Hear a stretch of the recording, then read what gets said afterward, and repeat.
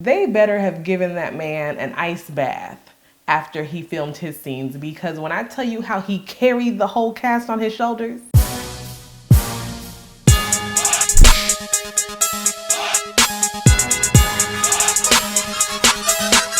Hey guys, this is Hope Said It back with another Hope Said It uncut video for you. Don't focus on the hair, okay? I just took it out, I detangled it, and I took it out the twist, so it's looking a little wonky, but who cares, okay? The focus this week is on This Is Us, and I'm not gonna give you necessarily a recap. This is more of a reaction commentary, or as I like to say, commentary. Have you seen the season 5 premiere of This Is Us? Oh my gosh, it was 2 hours of greatness. Can we just take a minute to applaud the producers and the writers for integrating current events into something that did not happen when the season had ended last time. So now we had coronavirus, now we had Black Lives Matter, now like it just was very relevant. And I know it took a lot to kind of pivot, you know, and integrate those recent events while we're still trying to go with the storyline. So I was gonna save the best for last for this and kind of give a breakdown of characters and see. There's no way I cannot start with Randall. Randall, they better have given that man an ice bath after he filmed his scenes, because when I tell you how he carried the whole cast on his shoulders, deep tissue massage for that man, because that was an amazing performance.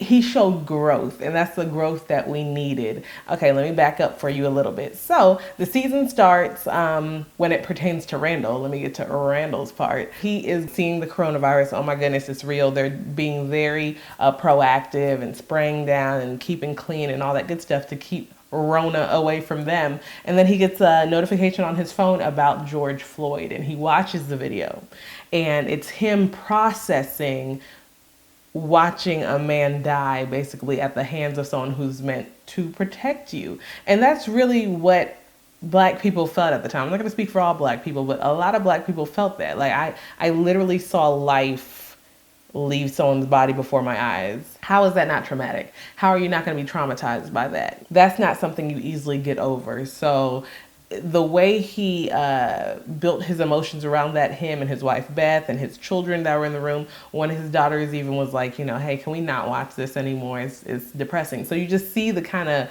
the anger, the frustration, the shock, the sadness that comes over you, realizing, wow, so that's okay. You can just kill somebody because you have a uniform on, and that's fine.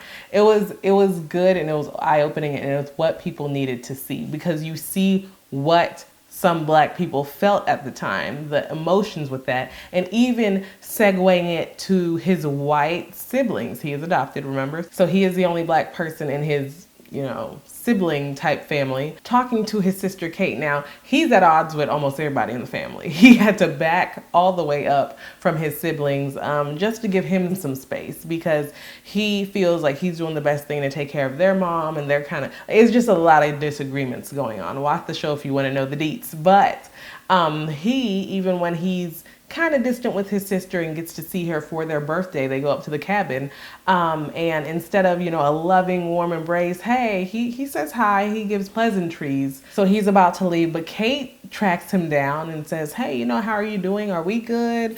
You know, I'm sorry for, you know, all this stuff going on. And Randall says the most powerful 3 words on that show: sorry for what? Like, so what are you sorry for? Because this is not the first time. And in my white household, you guys kind of kept this a secret. So did you not care then? Were you trying to keep me away from it then? You understand that I did know it was happening, correct? So what are you sorry for now? Are you sorry that it's just getting shoved in your face and you can't run from it? Like, what are we sorry about? And I'm glad that Kate didn't even have a response for it, because that's literally what happened. Like, what are you apologizing for? Because this is not the first time, and we fear it's not going to be the last time. So are you going to apologize every time it happens? Are you going to, like, and I know a lot of people just say, you know, well, if you're not Black, I just don't know what to say. Well, then sometimes you just say, I don't know what to say, and keep it pushing. Or ask a friend who is willing, because all of us are not willing, to guide you along that process and figure out what you can do in a situation to be an ally for the racial injustice going on. So for that, kudos to you, Randall. You handled that perfectly. Just the emotions that us as Black people feel sometimes hearing news like that. But most importantly, I think he just backed off. Even without Black Lives Matter, he was just working on himself. And he was just like, you know what? It's about me. He's been going to therapy, but he just been working on himself, and it was good to see him kind of disengage, even when he went to the cabin. So that's that with Black Lives Matter. But let's get to Randall in general with his storyline. Outside of that, what we are proud of. We're proud that he was able to not take the weight of the world on his shoulder. Now, he already carried the whole cast, okay? But in the storyline, he disengaged and he did not take the world of the Pearson family on his shoulders. He said, listen, I'm worried about me, my wife, and my kids in the world they're living in. Y'all's little problems, y'all have at it, you know? So yes, he got in a spat with Kevin about how they're taking care of their mom. Yes, he's probably a little distance from his sister because, you know, it's just weird if you're already mad at one sibling and then the other sibling's kind of in the middle, so he disengaged from that. With the mom, he's kind of like, oh yeah, whatever. Miguel, no one likes Miguel anyway, so that was natural. So in this episode, you find out that Kevin is having twins. Now, him and Randall are on the outs, and let's not act like this is like some necessarily joyous occasion, because he got his one night stand knocked up, or like two night stands or whatever. Either way, it's his sister's annoying friend, okay? So it's not like, you know, it's a match made in heaven type thing. It was just someone you was smashing, and then you got her pregnant with twins. Now in his mind, now he's like, oh my gosh, the girl of my dreams was right under my nose. But that's not how you were approaching it. Even the conversation they were going to have before she dropped the bomb that she was pregnant was not in the direction of happily ever after, okay? Like that was not going to be a good conversation. And then she randomly just says, Kevin, I'm pregnant. Oh, okay. So now he does like a 180. He's family man. Oh, and you know, I can stay with you and we can do this. He is loving the idea of being a family man. He's not loving her. He will grow to love her, I'm sure. But you know, what are you gonna do? You know, like it's just Kevin, and it's just Kevin. That's all you can say. It's just Kevin. He's selfish. He's narcissistic. And even the way he tried to approach it with Randall, you ain't talked to your brother in how long, but you're going to try to text him and be like, hey, you know, I'm having twins.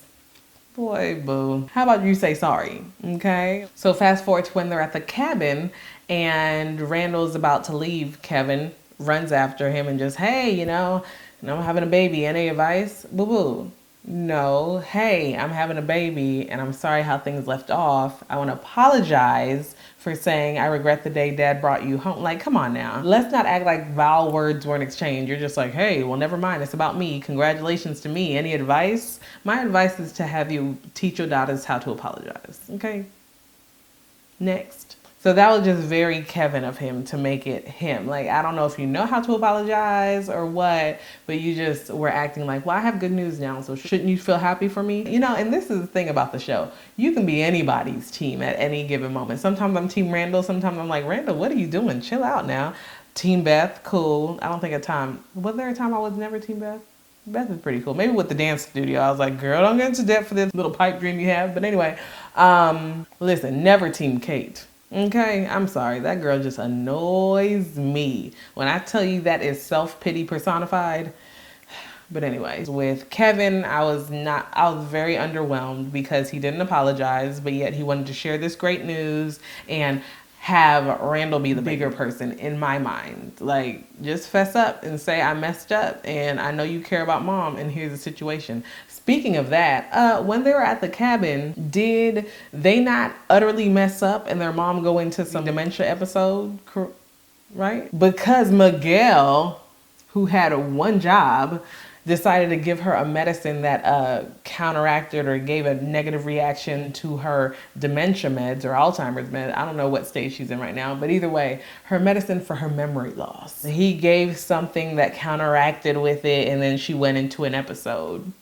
So then when Miguel's on the phone, after they found her finally, like she goes and wanders off, and so they find her, bring her back, And then Miguel's on the phone with the doctor, and Randall is trying to come to him like, hey, is that the doctor? Let me talk to him. Randall, wait. Randall, wait. Randall, I got this. Randall, when I tell you his reads were so legendary this episode, he said, just ask the doctor if it has to do with this. And showed the medicine that they gave her, like, hey, I mixed this. And so Miguel's like, oh, the doctor confirmed, like, yeah, if you gave her that, that's what I told you not to give her. Are you an idiot? That's not what the doctor said, but basically it could be summed up like that. And then Miguel felt stupid. And Randall, this whole time, what I love about him is he had the I told you so face, but he never said anything. He was so over it. He came to the cabin and came, saw, and conquered. He didn't even want to go to the cabin for his birthday. He said, let me stay with my family, but I will come and appease y'all because it's tradition. I want to see what's up. And Kate told me that mom's wandering. So let me see what's up with that. He came, he fixed the situation. Oh, Randall, you know what? We're usually on top of it. No, it's cool. It's cool. All right, well, I'm gonna head out. They didn't even know he wasn't even staying. So he just left, fixed the situation as always, and left. And when Kate ran out and tried to express her feelings and make it about her, no offense, I don't think she tried to, but if you're talking about Black Lives Matter and you're just like, I'm so sorry, I feel hurt. Girl, what you think Randall feel? I think for that situation, I was proud of Randall because I was like, first of all, you just did what you had to do and left. You did not carry that weight on your shoulders. And then when you saw Kate crying, you even said, I hate to see you cry, but guess what? I got to worry about my feelings. So I can't do anything about you because where did that leave me? I'm up there helping you. Who's here to help me? So I'm very glad to see that, that he didn't care. And he was just like, listen, you got Toby. you figure out amongst yourself. But can we talk about how quickly Kate forgot about how sad she was feeling? So after Randall left, there was a scene with her and Toby, her husband, where, she was just like, oh my gosh, I can't believe it. I feel horrible. I just got to live with myself right now. I'm not feeling good. Just, I can't believe it. I've been hiding all this police brutality stuff and racial injustice. I just haven't felt until now, and I feel bad about it. Girl, when Toby came in and basically was like, oh, well, hey, we got a match for an adoption. Woo, Black Lives, who? She said, yay. And that's what happens. It's so funny. I'm not saying don't feel happy in your situation. Please do. Life is to be enjoyed. You cheer with those who cheer, mourn with those who mourn. But when I tell you this is what happens in the movement, you have people who feel bad. They're like, oh, I don't feel good. Like, oh my gosh, Black people, like, I just feel yucky right now about this situation. How do I feel illegally? And so when Toby finally told her about the adoption, like, hey, we got a match, she was like, ooh, gooey. And just forgot all about, I feel at this moment, the way it seems. She could come back to it, but I think for now, she just like, I feel good now. And that's what you do. You have the privilege of doing that, people who are non-Black. You have the privilege of being like, oh man, that sucks. Well, can we go for ice cream? I mean, I just need to pick me up, I just... downer, no? I just feel heavy. I'm just heavy right now. But, Black people, we're still here. We're like, okay, yeah, we feel heavy, but we're in it. Like, what do we do about it? I don't even know if the writers meant to do that, but that's a dynamic definitely that I was like, hello, this is what happens. People come to you trying to have you spill. What are you feeling? What can we do? And then the next day you're like, Black Lives what? So it's BLN or... Oh, matters with an M. Okay. And then what's kind of woven into this storyline is Randall's therapy, because he finally sought therapy. Took a while for him to open up, but he, talking to the therapist, he doesn't have tremors. He's doing really good because he had horrible episodes of anxiety attacks to where he thinks he can't breathe and that because he really wants everything to be perfect. He wants to be fixer-upper. Nothing's going to go wrong on my watch. But he has learned or is learning to let go of some of that. And that's what we saw in the cabin scenes to where it's just like, listen, obviously I'm going to take care of mom. Here y'all go. But I'm good. The old him would have been like, well, I'm going to stay here and mom, you're good. And here's some, papayin. And it's, what did I say, papayin? I'm going to be here and you guys can go home. I'm staying here. That man said, here, y'all gave the wrong medicine. All right. Happy birthday to all of us. I'm I'm going to go home now. And that's why they were so shocked. They were like, oh, you're not going to stay and like scold us and tell us how you're a better caretaker. He was over it, okay? And I'm glad he was, because it's high time that he stopped trying to take care of the world and not take care of himself. With his therapy, he was able to talk through his emotions. But what I am most proud of is that at the end, he's on the phone and I'm just thinking it's a regular therapy session. My goodness, he fires his therapist basically and says, hey, you're a white woman. I can't open up to you. There's some things I don't want to talk to you about. Maybe it's because his mom is also a white woman and he has that like protective thing about white women. I don't know.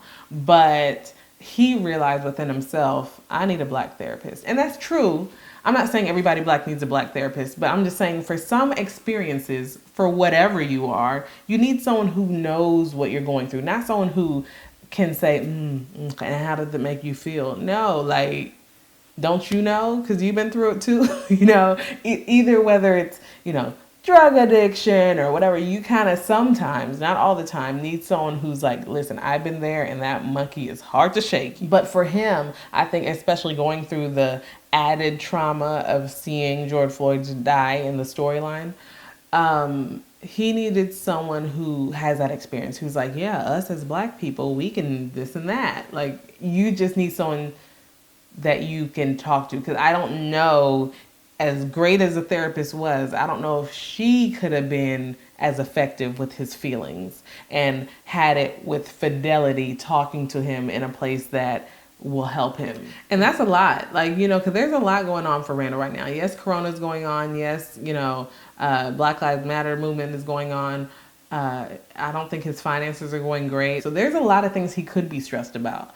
But he has taken it all in stride. He's breathing right and he's talking to his therapist. And I just like the fact that they're highlighting mental health and highlighting how it does help, but that, it's a process, it's a step at a time.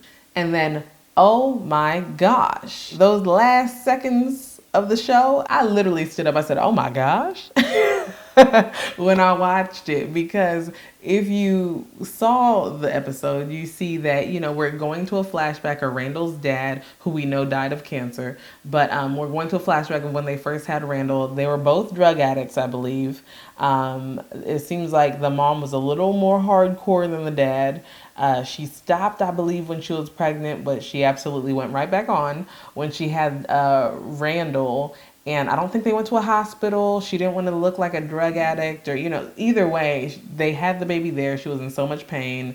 She asked for heroin or something. Randall's dad gave it to the woman and that was that. Like, she was out and she was figured dead. They didn't pronounce her dead yet, but they just figured she was dead. Like, she's passed out. Here's the baby. You said you gave her drugs. She's a goner. So Randall's dad actually left the situation. He said, oh, crap. Because when they were about to pronounce her dead, they said, oh, we got to call the police and CPS on this crap. So Randall's dad was like, bye. And so he left. Well, when he left, this one paramedic was like, I think I found a pulse. This girl, the scene ends by her doing, I was like, what? Listen.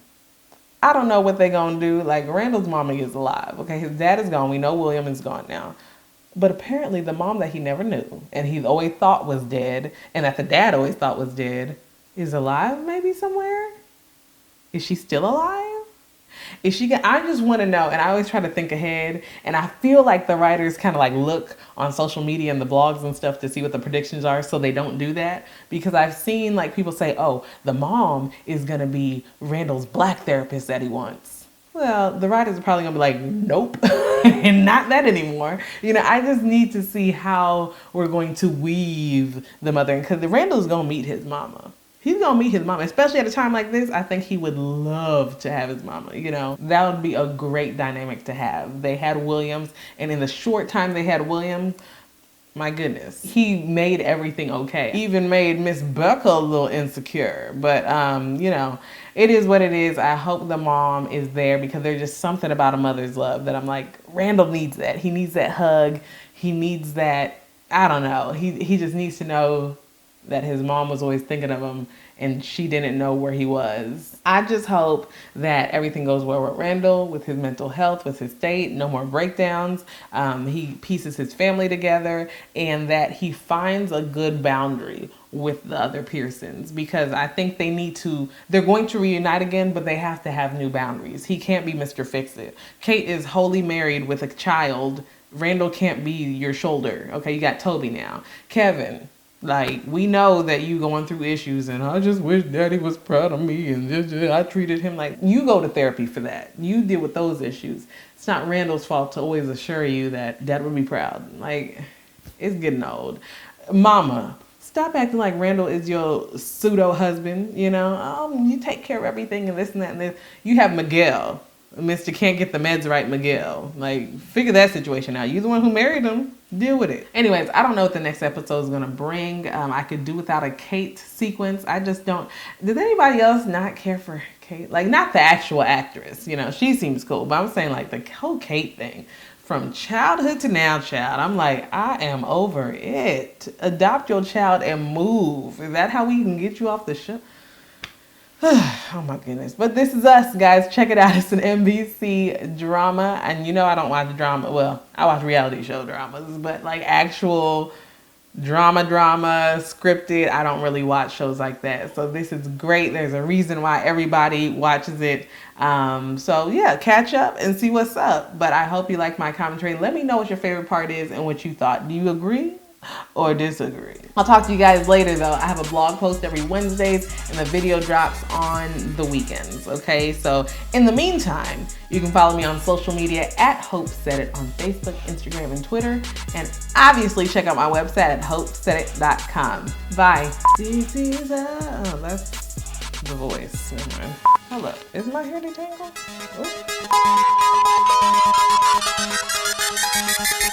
Oops.